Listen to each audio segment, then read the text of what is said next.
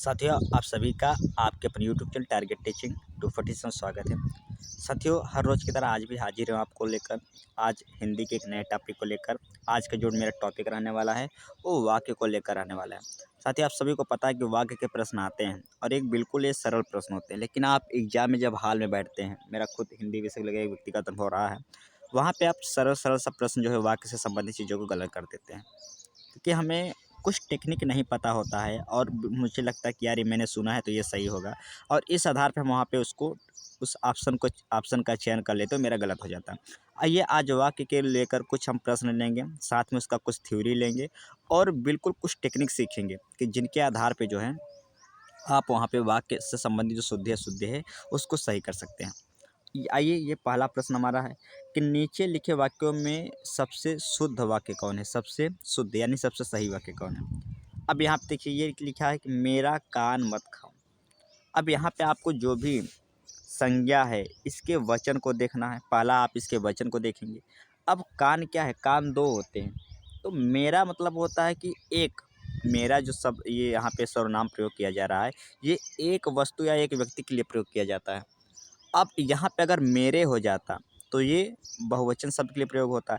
कान बहुवचन होता है। कान क्या होता है? कान दो होते हैं, एक से ज़्यादा होता है तो बहुवचन होता है। तो यहाँ पे क्या होगा? मेरा कान नहीं होगा, मेरे कान मत खाओ। मेरा नहीं, मेरे कान मत खाओ। तो इस तरीके से वचन संबंधी त्रुटियाँ हैं, इसको देखकर हम पहचानेंगे तो यानी ये हमारा गलत हो गया। वह चिल्ला उठा, उठा शब्द नहीं होता है, वहाँ पे होता है वह चिल्ला पड़ा। वह चिल्ला पड़ा, उठा थोड़ी जाता है, वो चिल्ला पड़ता हो, वह चिल्ला पड़ा। तो यहाँ पे ये भी गलत हो गया।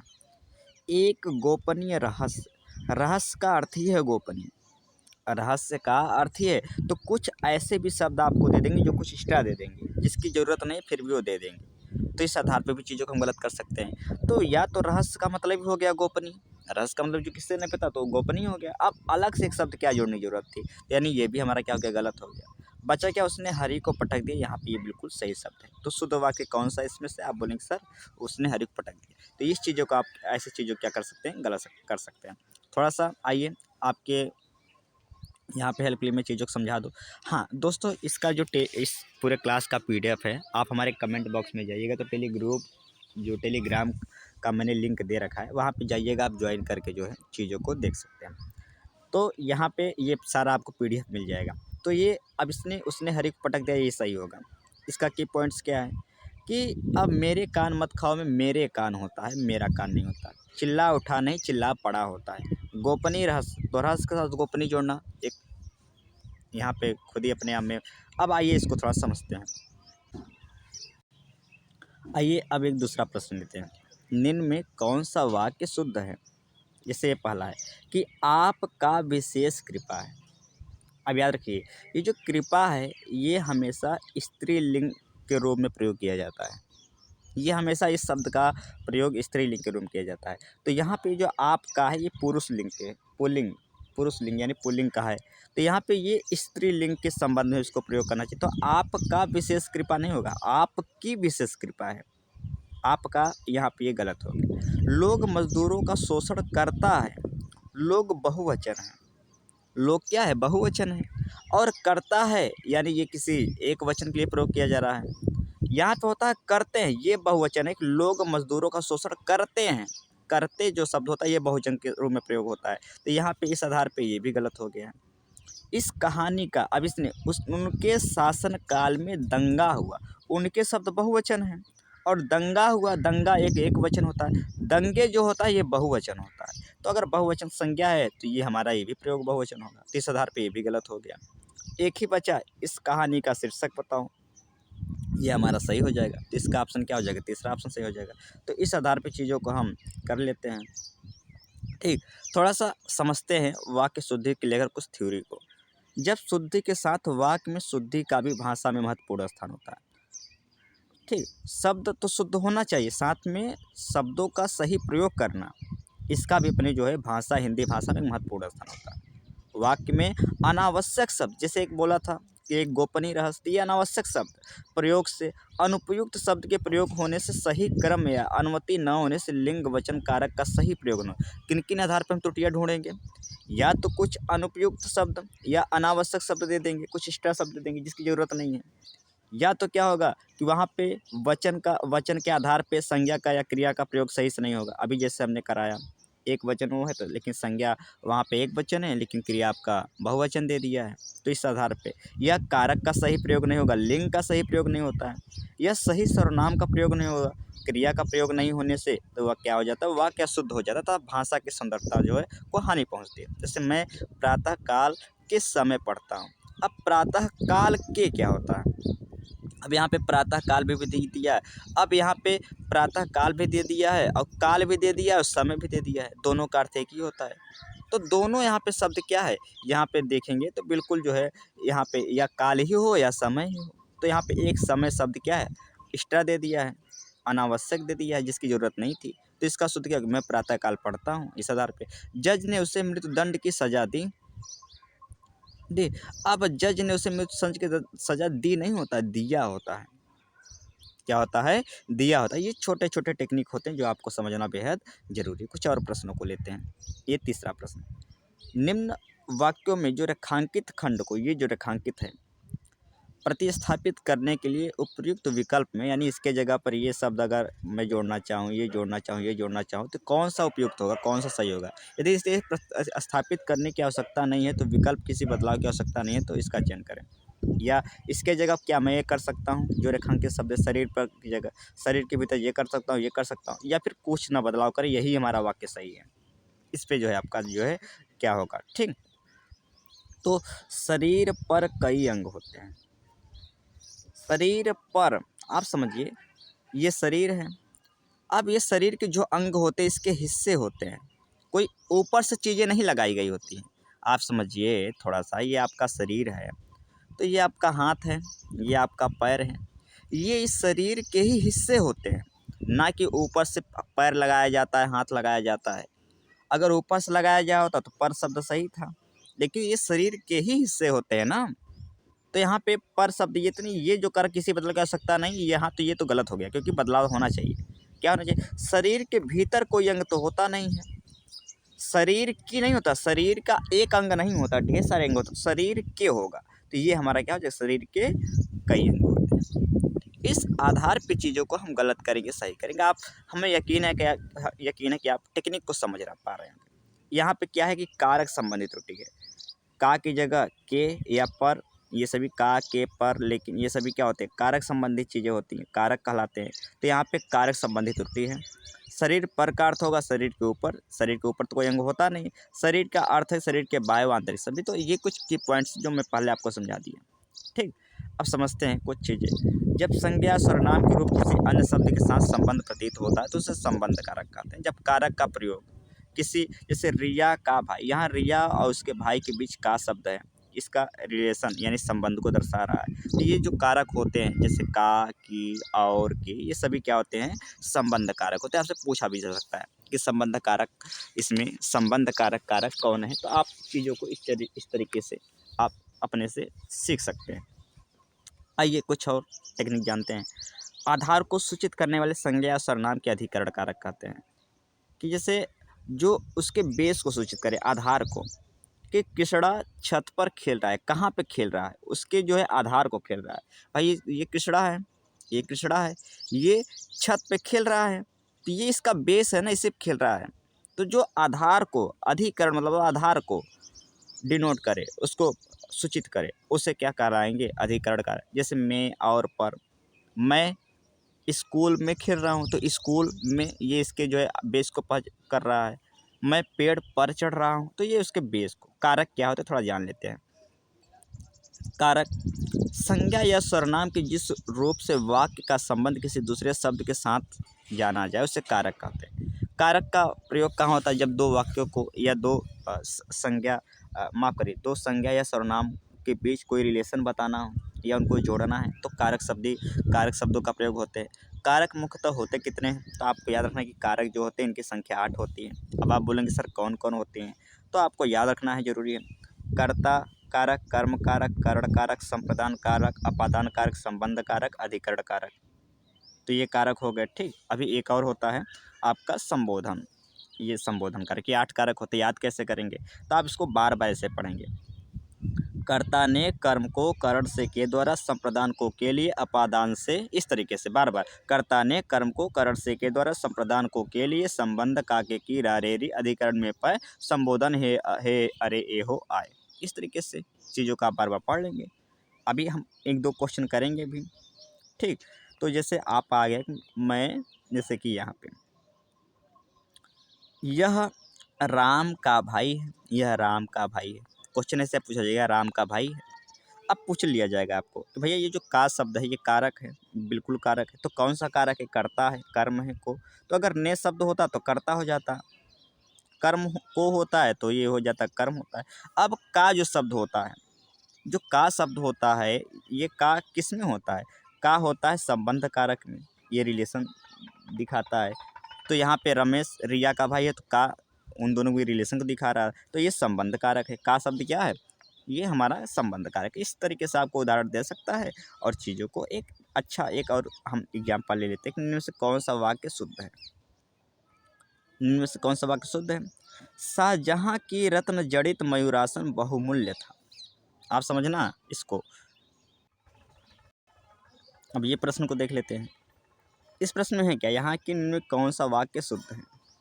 अब ये है कि शाहजहाँ की रत्न जड़ित मयूरासन बहुमूल्य था। अब याद रखिए, अब ये जो रत्न जड़ित आसन है, ये इसका लिंग क्या है? पुल्लिंग है कि स्त्रीलिंग है? तो अब ये आ गया बहुमूल्य था। अगर थी शब्द होता तो इससे पता चल जाता कि सर ये जो है, जो था, जो रत्न जड़ित मयूरासन की बात हो रही है, ये स्त्रीलिंग है। तो स्त्रीलिंग होता तो कारक किसका प्रयोग होता? की का। लेकिन यहाँ पे था शब्द प्रयोग किया गया है, जिससे ये पता चलता है सर ये पुल्लिंग है। क्या है? पुल्लिंग है। अब पुल्लिंग है तो जाहिर सी बात है जो कारक प्रयोग होगा वो पुल्लिंग होगा। तो शाहजहाँ का ये शब्द होना चाहिए था, क्योंकि यहाँ पे ये हमारा पुल्लिंग शब्द है। तो इस तरीके से ये चीज़ें हमारा गलत हो जाएगा। तो इस तरीके से चीज़ों को टेक्निक सीख, आप टेक्निक सीखेंगे लिंग के आधार पे, वचन के आधार पे, ठीक, कारक के आधार पे। इस तरीके से चीज़ों को हम, एक टेक्निक होती है, एक ट्रिक्स होती है, आपको सीखना पड़ेगा। क्योंकि एग्जाम हॉल में आपका प्रेशर में दिमाग काम करना बंद कर देता है। तो ये जब कुछ टेक्निक सीखे रहेंगे तो आसानी से आप कर लेंगे। अभ्यास करेंगे। इस क्लास के बाद आप जो भी थोड़ा सा आपके पास किताबें हों उससे 50-60 प्रश्न का अभ्यास कर लीजिए। कम से कम ये जो सरल सरल से प्रश्न, इसमें तो गलती नहीं करेंगे आप। चलिए दूसरा देखते हैं। उनका आमंत्रण मेरे लिए आग्रह कर था। अब उनका आमंत्रण मेरे लिए क्या होता है? उनका आमंत्रण आपको ही मिलेगा। जाहिर सी बात है, उसमें ये शब्द जो मेरे लिए क्या है कि उनका आमंत्रण आपके लिए ही होगा। तो मेरे लिए ये यहाँ पे आपका देखा जाए तो अनावश्यक शब्द हो गया। तो इस तरीके से ये भी हमारा गलत हो गया दोनों। आपका सुंदर उपवन सचमुच निरानंदपूर्ण है। निर मतलब होता है नहीं, निरानंदपूर्ण है। यानी अभी कह रहे सुंदर उपवन तो आपका सुंदर है, लेकिन उसमें आनंद नहीं है। ऐसा तो हो नहीं सकता कि उपवन तो सुंदर हो और वो निरानंद हो। और उसके बाद पूर्ण शब्द भी जोड़ दिया गया है। अब निरानंद है तो निरानंद है, तो क्यों पूर्ण शब्द जोड़ा गया? यानी यहाँ पे देखा जाए 2 तरीके से गड़बड़ है। एक तो एक ही वाक्य में विरोधावाचक शब्द जुड़े हैं और दूसरा चीज़ की जो है एक अनावश्यक शब्द भी जोड़ दिया गया है। तो इस आधार पे कहेंगे सर यहाँ पे ये भी गलती हुआ, ये भी गलती, ये भी। अरे सूरज डूब गया और तुम घर नहीं गए, ये बिल्कुल तरीके से एक ही बचा, ये हमारा सही हो जाएगा। तो इस आधार पे चीज़ों को हम गलत सही करेंगे। एक और लेते हैं। यहाँ पे देखेंगे कि 4 वाक्य दिए हैं। कविता की भाषा, ये 4 वाक्य दिए हैं। इसमें आपको एक सही वाक्य चूज करना है, उसका चयन करना है। आइए पहले प्रश्न को देखते हैं। इसमें क्या लिखा है कि कविता की भाषा सरल, सहज और सुबोधपूर्ण है। अब यहाँ पे एक टेक्निक और सीखना है। कुछ टेक्निक है, आपको सीखते जाना मेरे साथ। टेक्निक क्या है? टेक्निक यह है कि जब भी कोई विशेषण शब्द का प्रयोग होता है, कोई भी विशेषण शब्द का प्रयोग होता है, उसके साथ ना कोई प्रत्यय लगता है और ना कोई उपसर्ग लगता है। ये क्या होते हैं सर? प्रत्यय उपसर्ग। तो जैसे कि निराभिमान, तो निरा शब्द उपसर्ग है, ठीक। बौखलाहट, तो जो आहट शब्द है ये प्रत्यय है।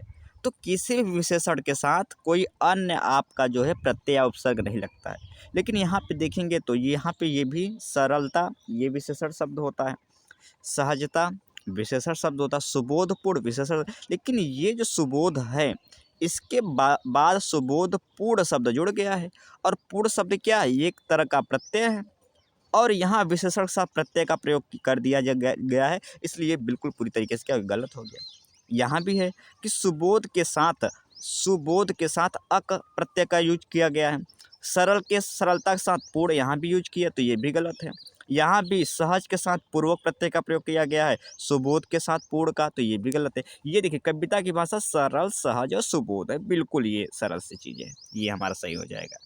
इस तरीके से ये कुछ टेक्निक है, आपको जान लेना बेहद ज़रूरी है, नहीं तो आप बोलेंगे सर ये छोटा सा आया था वाक्य का, मैं बड़ा कंफ्यूज हो गया। हाँ, मैं जो भी चीज़ें बता रहा हूँ, जो भी अपने अपने इस पूरे क्लास पे प्लेलिस्ट करवाता हूँ, आपको याद रखना है, मैं जो चीज़ों का अनुभव किया हूँ कि जिसमें बच्चे सरल सा गलत करके चले आते हैं, मैं पहले उन्हीं टॉपिक कवर करवा रहा हूँ कि आपकी जो गलती की संभावनाएँ हैं, जो सही प्रश्न भी आप गलत करके चले आते हैं, उस पर आपका मेरा बहुत उद्देश्य नहीं कि आपको पढ़ाना, मेरा बस यही उद्देश्य है कि आप जब एग्ज़ाम हॉल में बैठे तो उन गलतियों को मत दोहराएं जो ज़्यादा बच्चे दोहराते हैं। कुछ टेक्निक मैं बता रहा हूँ कि इस तरह की चीज़ों को करना है, तो आपको उस पे विशेष ध्यान रखना है कि भैया मुझे वाक्य पे थोड़ा-सा अच्छा से अभ्यास करके आना है, क्योंकि लगता तो सरल है, लेकिन आप जब गलत करके आएँगे तो आपको बड़ा दुःख देगा। मेरा उद्देश्य है आपको बस यही पढ़ाना, मेरा उद्देश्य नहीं है, मेरा बस यही उद्देश्य है कि आपको चीज़ों को हिंदी को लेकर अच्छे से बीच-बीच में चीज़ों को अवेयर करना, कैसे पढ़ना है, कैसे ध्यान देना है, किन-किन टॉपिक कैसे पढ़ना है, बस मेरा ये उद्देश्य है। आप मेरे साथ बस 20 से 25 मिनट वीडियो में लगातार लोग जुड़े रहेंगे, तो आप जो भी आप कट ऑफ से दिए आप बाहर होने वाले हैं 10 से 15 नंबर, तो इसकी मेरी गारंटी आप बाहर नहीं होंगे। अगर आप अपनी गलतियों से बाहर होने हैं तो आपकी गलतियों को मेरी सुधारने की गारंटी है। बाकी आपका एक बार सिलेबस कंप्लीट करना ये आपकी ज़िम्मेदारी बनती है। आइए, मेरे को आज दिल्ली ही जाना है, दिल्ली जाना है। अब ज़ाहिर-सी इसमें कौन-सा शुद्ध पद है? अब यहाँ पे देखिए, आपको एक चीज़ समझ में आया। अब मेरे को शब्द नहीं होता है, मुझे होता है। इसको तो बच्चे भी कर लेते हैं, इसमें बहुत ज़्यादा टेक्निकल, इसको मेरे को, ये तो आप जब बम्बई वाले कोई आते हैं तो वो लोग बोलते हैं मेरे को, तेरे को, जाना है, खाना है, पीना है, तो वो बोलते हैं। तो मेरे को शुद्ध शब्द तो होता नहीं है। ये हिंदी आपके भाषा में मेरे को शब्द नहीं होता, मुझसे होता है या मुझे होता है। तो मुझे आज ही दिल्ली जाना है, ये शब्द होना चाहिए, तो मेरे को गलत हो गया। इसमें बहुत ज़्यादा आपको दिमाग लगाना नहीं है, ठीक, इसमें चीज़ों को जान लेना है। जैसे कुछ और उदाहरण देख लेते हैं इससे संबंधित। अब यहाँ पे एक उदाहरण है कि मेरे से मत पूछो। अब मेरे से क्या होता है, मेरे से, मेरे को ये शब्द होता नहीं, तो मुझसे मत पूछो ये होना चाहिए। आप आपका काम करो, ऐसा आपका नहीं होता, आपका, आप अपना काम करो, आप अपना काम करो, ये सही शब्द होता है। मैंने नहीं जाना, मैंने शब्द नहीं होता, मुझे नहीं जाना है। यानी आपको समझना है कि यहाँ पे आपको जो है, जो ये शब्द है, ये सर्वनाम मेरे से, इसके जगह सही सर्वनाम क्या होता है, मुझसे, ये सर्वनाम का प्रयोग होगा। आपका जो शब्द है इसके जगह अपना, ये सही सर्वनाम होगा। इन सब चीज़ों को जानते हैं। आइए कुछ और उदाहरण को देखकर हम क्लियर कर लेते हैं। जैसे ये उदाहरण आपका है, भैया ये उदाहरण क्या है कि यौवनावस्था की बुराइयों से बचें। अब यौवनावस्था क्या होता है? यौवन युवा अवस्था होता है या यौवन होता है? यौवनावस्था नहीं होता है। या यौवन शब्द होता है या युवा अवस्था होता है। तो यहाँ पे क्या, यहाँ पे शब्द संबंधित जो है यहाँ पे त्रुटि है। तो एक सीधा कहें कि युवा या यौवन अवस्था की बुराइयों से बचे। फिलहाल में वह मुंबई गया। फिलहाल, अब यहाँ पे देखना, अब फिलहाल ये क्या होता है शब्द? वह मुंबई गया है। तो यहाँ पे जो, अब यहाँ पे एक चीज़ आपको समझना है, मैं वह मुंबई गया, तो यहाँ पे फ़िलहाल वह मुंबई गया है, में अतिरिक्त शब्द जोड़ दिया गया है।